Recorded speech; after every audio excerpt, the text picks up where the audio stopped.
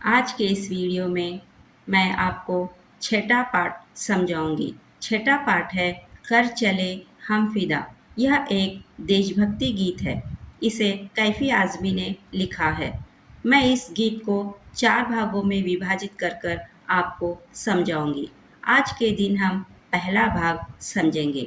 तो सबसे पहले गीत पढ़ने की कोशिश करेंगे।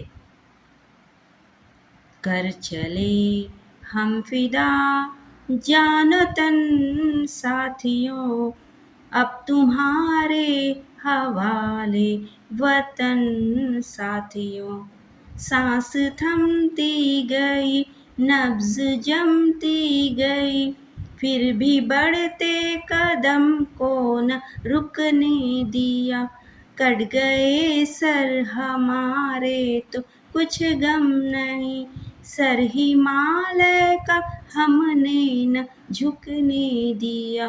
मरते मरते रहा बांकपन साथियों, अब तुम्हारे हवाले वतन साथियों। अब शब्दार्थ समझेंगे। फिदा न्योछावर यानी कि समर्पित करना या सैक्रिफाइस। जानो तन, जान और तन प्राण और शरीर। हवाले सौंपना। वतन देश। नब्ज नाड़ी। गम दुख। बांकपन जवानी का जोश। अब हम इसका भाव समझेंगे। प्रस्तुत गीत में युद्ध भूमि में शहीद होते सैनिक अपने देशवासियों से कह रहे हैं कि हे साथियों।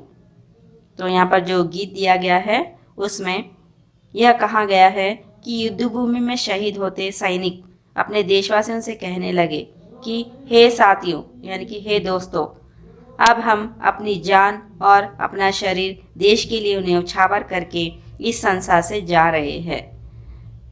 तो कहने लगे कि अपने प्राण और अपना शरीर देश को समर्पित करके इस संसार से जा रहे हैं यानी कि इस दुनिया से जा रहे हैं और अब इसकी रक्षा की जिम्मेदारी तुम्हारी है।